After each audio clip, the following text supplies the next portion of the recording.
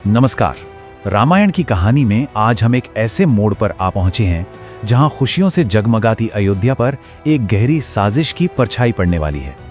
ये कहानी सिर्फ एक वचन और दो वरदानों की नहीं, बल्कि एक ऐसे त्याग की है जिसने न सिर्फ एक साम्राज्य का बल्कि इतिहास की धारा का रुख ही हमेशा के लिए बदल दिया। चलिए उस रात की कहानी को और गहराई से समझते हैं। तो चलिए कहानी की शुरुआत करते हैं अयोध्या से। अयोध्या में उत्सव का माहौल है और उत्सव भी कोई छोटा मोटा नहीं, श्री राम का राज तिलक होने वाला है। सालों के इंतजार के बाद पूरा राज्य अपने सबसे प्रिय राजकुमार को सिंहासन पर देखने के लिए बेताब है। सोचिए, पूरी अयोध्या नगरी दुल्हन की तरह सजी हुई है। हर घर, हर गली दीपों से रोशन है। हर किसी के चेहरे पे एक ही उम्मीद है, एक ही खुशी है। ऐसा लग रहा है मानो खुद स्वर्ग धरती पर उतर आया हो।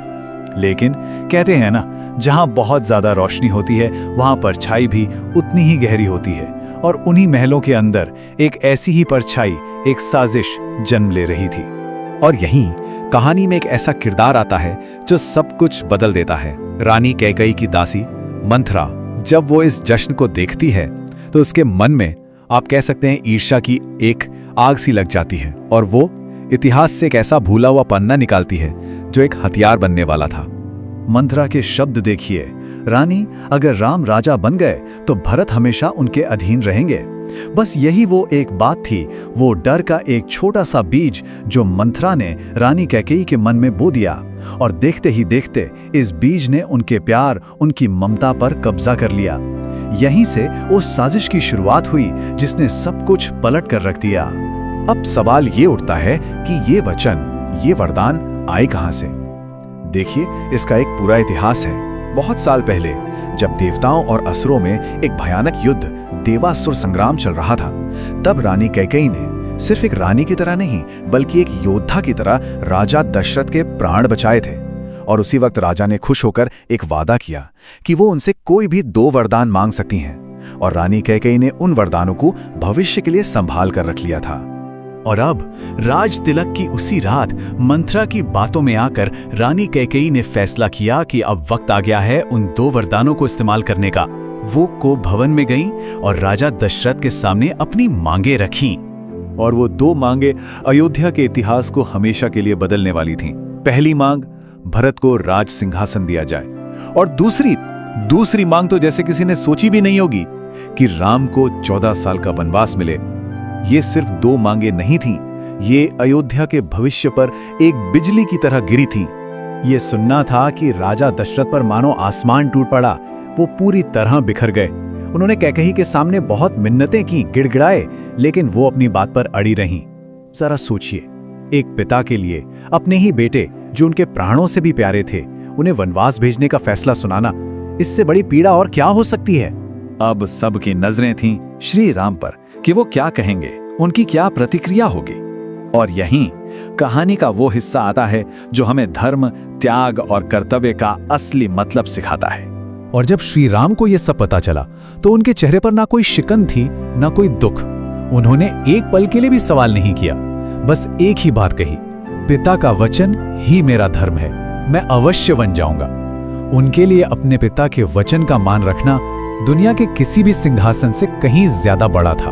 तो ये सुनकर एक सवाल मन में आता है कि आखिर ये धर्म है क्या? क्या सिर्फ पूजा पाठ करना ही धर्म है, या इसका कोई और इससे भी गहरा मतलब है? श्री राम का ये जो त्याग है ना, वो धर्म की सबसे सीधी और सच्ची परिभाषा देता है।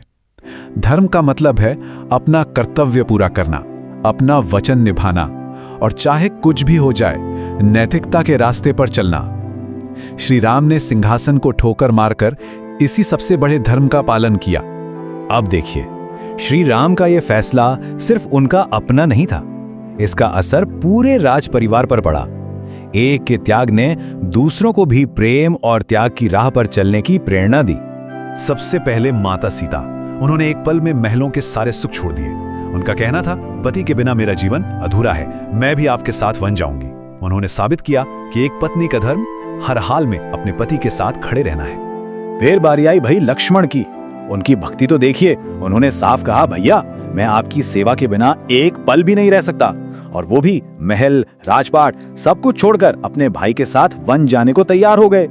और वो विदाई का पल, सच में दिल को तोड़ देने वाला था। माता कौशल्या की आंखों से आंसू रुक नहीं रहे थे। राजा दशरथ तो अपने बेटे का ये दुख देख ही नहीं पाए और बेहोश हो गए। और सिर्फ महल में नहीं, उस दिन पूरी अयोध्या रोई थी अपने प्यारे राम के लिए। बाहर से देखने पर यह एक कहानी का अंत लग रहा था, एक युग का अंत, लेकिन असल में ये एक नई कहानी की, एक बहुत बड़े अध्याय की शुरुआत थी। यहीं से वो महागाथा शुरू हुई जो आज हम सब जानते हैं। मतलब सोचिए, सिर्फ एक रात में अयोध्या की किस्मत कैसे पलट गई। कल तक जहां राज तिलक का जश्न मन रहा था, आज वहां वनवास की आंसुओं से भरी विदाई हो रही थी। लेकिन जैसा मैंने कहा, ये अंत नहीं था। ये तो उस महान सफर की शुरुआत थी जो धर्म को फिर से स्थापित करने के लिए जरूरी थी। श्री राम का यही वनवास आगे चलकर रावण जैसे अधर्मी के अंत का कारण बनेगा। तो सवाल यही है कि क्या यह सब सिर्फ एक साजिश थी या फिर यह नियति का रचा हुआ कोई बहुत बड़ा खेल था।